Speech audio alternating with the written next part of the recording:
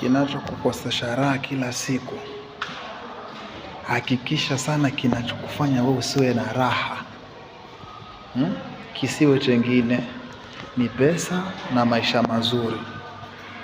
Hizo vitu kama ndio zinakukosesha raha, wewe basi uko sawa, upo sawa tena sana. Lakini endapo kitakucho kufanisha kikukoseshe raha ni mapenzi, ndugu yangu, utakufa masikini. Utakufa masikini, yani kwenye maisha yako, yani chenye umekiweka mbele kinakukosesha raha ni mapenzi.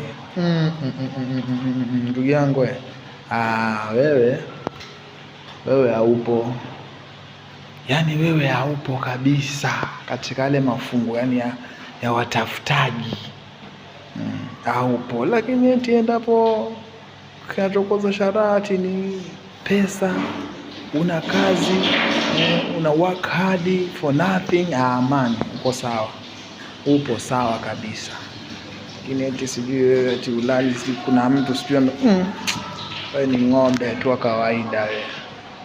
Utakuwa ng'ombe na utatumika sana nao watu.